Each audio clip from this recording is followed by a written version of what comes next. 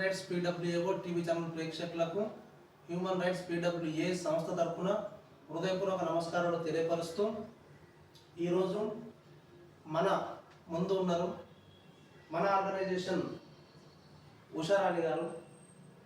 ఒక 24 గంటల నుంచి మన ఆర్గనైజేషన్ అంతకుముందుకు ప్రజాసేవకు రాను, ఇప్పుడు కూడా ప్రజాసేవకు రాలే, కానీ మన ఆర్గనైజేషన్ ద్వారా ప్రజలకు సేవలు అందించాలని చెప్పి మనము వారి యొక్క ప్రతిభను గుర్తించి మనము మన సంస్థలో మన ఆర్గనైజేషన్కు టోటల్ ఆర్గనైజేషన్కు మహిళా అధ్యక్షురాలిగా మనం ఎన్నుకోవడం జరిగింది.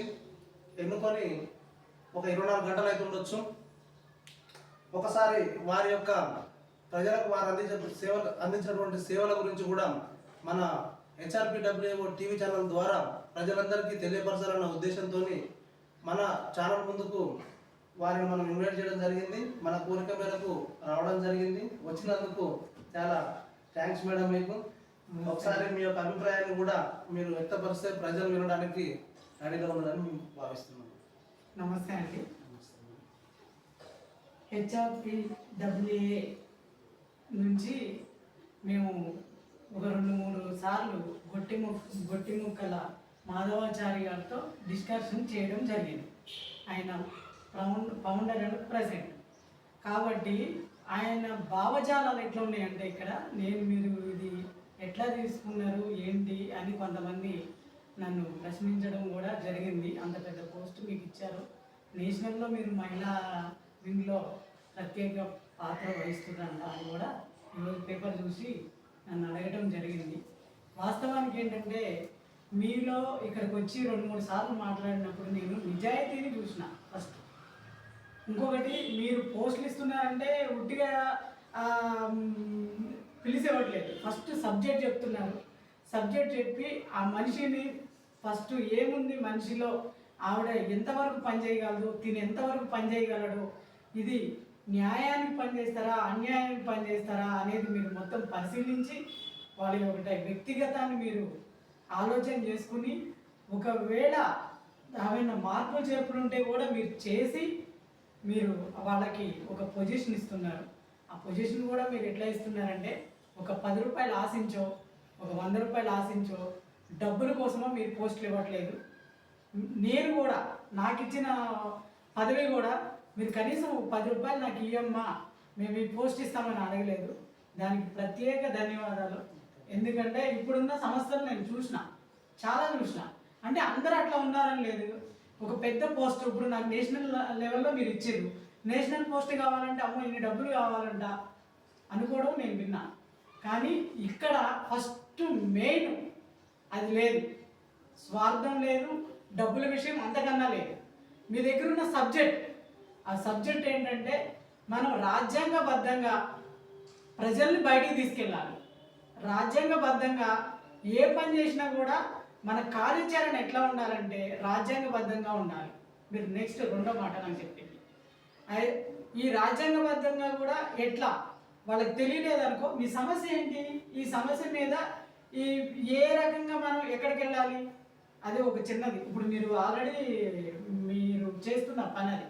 మాధవి అక్క గారు కూడా మొన్న కలెక్టర్ ఆఫీస్ దగ్గరికి వెళ్ళి కొంతమందికి రేషన్ షాపులు ఇట్లా ఉల్లంఘిస్తున్నారు అది ఇది అని చెప్పేసి అవి అమ్ముకోవడం ఏదో జరుగుతుంది, దాని గురించి మేము అవేర్నెస్ తీసుకొస్తున్నామంటే ఒక మధ్యతరగతి ప్రజలకి మీరు మంచి చేయడానికి ముందుకెళ్తున్నారు.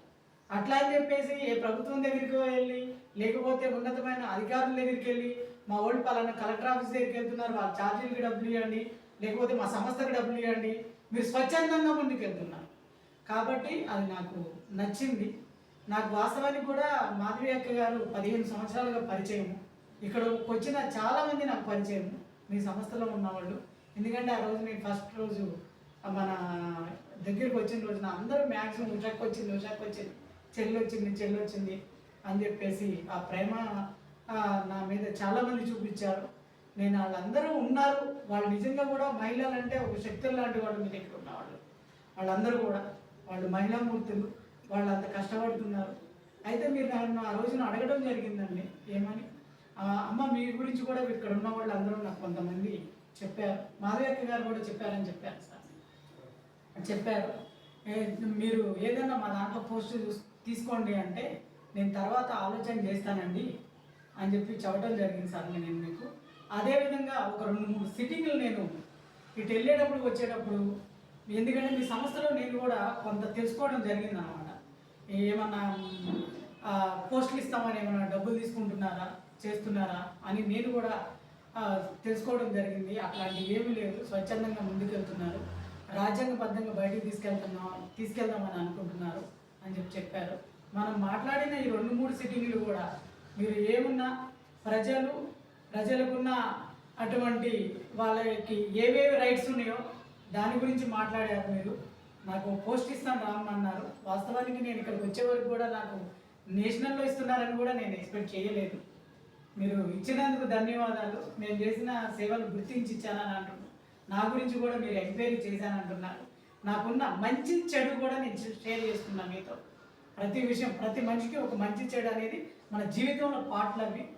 అది కూడా మీకు నేను చెప్పడం జరిగింది, మీరు కూడా కొంతమంది ద్వారా తెలుసుకోవడం జరిగింది.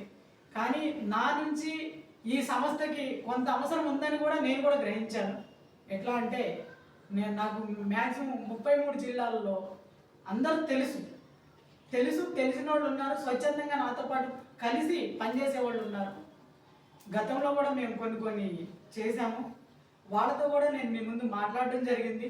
మీరు ఎందుకంటే ఈ రంగారెడ్డి జిల్లా ఒకటే కాదు, మీరు 33 జిల్లాల్లోనూ మీకు నేను ఏదైనా వాళ్ళు సేవల్లో ఉన్న వాళ్ళకి మంచి పోస్టులు మీరు వాళ్ళని తీసుకొస్తాను. నేను ఈ పోస్ట్ ఇవ్వమని నేను అడగనండి, వాళ్ళని తీసుకొస్తా, వాళ్ళతో మీరు మాట్లాడి ఇవ్వండి అని చెప్పి కొంతమందితో నేను ఒక దగ్గర దాదాపు 200 మందితో మాట్లాడడం జరిగింది. విన్నాం. వాళ్ళందరితో కూడా మీరు విన్నారు. వాళ్ళందరూ వచ్చి మీ దగ్గర ఇప్పుడు జాయిన్ అవ్వడానికి కూడా రెడీగా ఉన్నారు. వాళ్ళందరికీ కూడా మీరు జ్ఞానాన్ని బోధించి తర్వాత ఈ ఏదైతే మనకి రాజ్యాంగం ఉందో రాజ్యాంగబద్ధంగా బయటికి తీసుకెళ్తే మీరు ఒక్కళ్ళే వెళ్ళి ఒక మనిషిని మార్చగలరు. మీరే ఒక 100 మందిని తయారు చేశారనుకో కనీసం 1,00,000 మందిని మార్చగలరు. వాళ్ళ యొక్క బాధ్యతను మీరు తీసుకోగలరు. అదేవిధంగా మీరు చేసే ప్రతి పని కూడా ప్రతి సామాన్యుడికి అవసరం అని చెప్పేసి నేను గ్రహించడం జరిగింది. దానివలన నేను ఈ రోజున మీ అందరితో కలిసి జర్నీ చేయడానికి ఇక్కడికి రావడం జరిగింది. నేను ఎవరో చెప్తేనో లేకపోతే ఏదన్నా మీకు ఇచ్చో నేను రాలేదు. స్వచ్ఛందంగా మీరు పిలిచారు, స్వచ్ఛందంగా సేవ చేయడానికి నేను వచ్చాను. నమస్తే అండి. నమస్తే. ఉన్న వాస్తవం చెప్పారు మీరు. వాస్తవానికి అయితే ఇక్కడ మనం అందరం స్వచ్ఛందంగానే ముందుకెళ్తున్నాం. మన సంస్థలో ఉన్న సభ్యులు కూడా చాలామంది వారు కార్యక్రమాలను స్వచ్ఛందంగా ఎవరికి వారు నడిపిస్తూనే ఉన్నారు. నేను ఒకటే చెప్తా అందరికీ సంస్థల సభ్యులకు, ఇక్కడ ఎలాంటి రిస్ట్రిక్షన్స్ ఉండవు. రాజ్యాంగబద్ధంగా వర్క్ చేసుకుంటూ మీరు వెళ్ళండి. నాకు ఇంటిమేషన్ ఇచ్చే ఈ వర్క్ చేయాలి, నాకు తెలియకుండా చేయొచ్చు అనే రిస్ట్రిక్షన్స్ కూడా మన ఆర్గనైజేషన్లో లేదు. గతంలో ఉన్న మెంబర్స్ని కూడా అడిగినా కూడా అర్థమవుతుంది మీరైనా. ఇక్కడ ఏంటంటే టోటల్గా మనం ఏంటంటే రాజ్యాంగబద్ధంగా మీ వర్క్ మీరు చేసుకుంటూ వెళ్ళిపోండి. మీకు ఏమైనా రాజ్యాంగబద్ధంగా ఏమైనా మీకు చేయాల్సిన వర్క్ కార్యక్రమాలలో ఏమైనా డౌట్స్ ఉన్నా కూడా ఏదైనా ఉన్నా కూడా నాకు తెలిసిన మేరకు నేను మీకు చెప్తాను. ఇంకా మనకు కావాలంటే మనం అడ్వకేట్స్ ఉన్నారు మన దాంట్లో, మనకు తెలిసిన వాళ్ళు. అడ్వకేట్స్ ద్వారా మనం నాలెడ్జ్ తీసుకొని కూడా మళ్ళీ మీకు నేను ఇవ్వడం జరుగుతుంది. టోటల్గా అయితే మీరు ఏ పనిలో ముందుకు వెళ్ళినా కూడా మిమ్మల్ని నా వంతుగా నేను ప్రొటెక్ట్ చేసుకోవడానికి నేను వెళ్ళవేళ నేను మిమ్మల్ని ఒక కంట్రీని కనిపెడుతూనే ఉంటా. కాబట్టి మీకు ఎవరికి ఎలాంటి ఇబ్బందులు జరగవు. మీరు రాజ్యాంగబద్ధంగా వెళ్ళినప్పటికి కూడా మీకేమైనా ఇబ్బందులు జరిగే సిచ్యువేషన్ కనుక ఏమైనా ఎదురైందంటే మీకన్నా ముందు మీ ప్రాణాలకు అడ్డం నేనుంటా అక్కడ అని చెప్పి కూడా మన సంస్థలో నేను చాలామంది కూడా చెప్పినా. అదేవిధంగా నేను ఈరోజు మీడియా ముఖంగా మీకు కూడా హామీ ఇస్తున్నా. నేను మీరు రాజ్యాంగబద్ధంగా ముందుకు వెళ్ళండి. మీకు ఎక్కడ ఏ ఇబ్బందులు అయినా కూడా నా వంతు నా బాధ్యత కృషి నేను చేస్తాను. ఇక మీరు వెళ్ళే మార్గంలో ఈ ఇబ్బందులు ఎదురైనా అది రిస్క్తో ఉన్నప్పుడు, అంటే మనం డాక్టర్ భాషలో చెప్తే డాక్టర్ భాషలో రిస్క్ అంటే ఇంకా ఆ మనిషి పత్తులా చనిపోతుందా తెలియదని అర్థం. వాస్తవంగా మనం ఏదైనా హాస్పిటల్ పేషెంట్ తీసుకెళ్తే కొంచెం రిస్క్ సారంగా అంటే మనం టెన్షన్ చేయాల్సిన పరిస్థితి. అలాంటి పరిస్థితి మనం మీరు చేసే జర్నీలో ఎప్పుడైనా ఎదురైనప్పుడు ఆ రిస్క్ని ఫేస్ చేయడానికి మేము ముందుండి మిమ్మల్ని వెనుక పెట్టడానికి సిద్ధంగా ఉంటాం. మన సంస్థలో ఉన్న ప్రతి మెంబర్ కూడా నేను ఆ విధంగానే సర్వీస్ ఇస్తాను. కనుక మన సంస్థలో ఉన్న మెంబర్స్ని ఎవరైనా రాజ్యాంగబద్ధంగా వెళ్ళినప్పటికి కూడా ఏదైనా ఇంకేదైనా రిస్క్ పెట్టదలుచుకుంటే ఆ రిస్క్ నాకు గురైన తర్వాతనే వాళ్ళకైతే తప్ప నన్ను కాదని వాళ్ళకి మాత్రం జరిగే సందర్భాలు ఉండవు. కాబట్టి రాజ్యాంగబద్ధంగా వెళ్ళి మీకు రిస్క్ అనిపించిన సందర్భంలో మీరు ఆ విషయాన్ని నాకు ఇంటిమేషన్ ఇవ్వండి. ఇక ముందే చెప్పిపోయినా ఇబ్బంది ఏం లేదు, కానీ నేను రిస్ట్రిక్షన్స్ అనేవి మాత్రం మీ సంస్థలో పెట్టను. కాబట్టి రాజ్యాంగబద్ధంగా మీ వర్క్ను మీరు చేసుకోవచ్చు. ఈ విధంగా మీరు 200 మందిని ఒక మంచి మాట చెప్పారు మీరు, మధ్యలో నేను అడ్డం వస్తున్నాను. ఎందుకంటే మీరు రాజ్యాంగబద్ధంగా మీరు వెళ్ళినా కూడా ఏమైనా ఉల్లంఘించి మీ మీద ఎవరైనా కానీ యాక్షన్ తీసుకుంటే నేను ఉన్నాను అన్నారు. ఇది అమూల్యమైన మాట, ప్రజలకు అవసరమైన మాట. ఈ మాటకి నేను హ్యాండ్స్ అప్ అండి. ఎందుకంటే ఇట్లా ప్రతి మనిషికి ప్రతి సంస్థలో మిమ్మల్ని ఏంటంటే మీ దగ్గరికి వచ్చిన వాళ్ళు అందరూ కూడా సార్ మీరు ఒక దైవంగాను ఏదో భావించి వస్తారు. కాబట్టి మీరు ఏది చేసినా రాజ్యాంగబద్ధంగా చేస్తానంటున్నారు. కాబట్టి ప్రతి ఒక్కరికి ధైర్యం అనే ఆ ఒక్క పెద్ద మంచి మాట, ఆ మాటకి మేము అందరం ఇక్కడ ఈ సంస్థలో మనది అనుకుని పనిచేయడానికి ముందుంటామని చెప్పేసి దాంట్లో నేను ముందుంటానని చెప్పి మీకు మాటిస్తున్నాను. థ్యాంక్స్ అండి. ఈ అవకాశం ఇచ్చిన పెద్దలకి మీడియా మిత్రులకు కూడా నమస్కారాలు తెలియజేస్తున్నాను.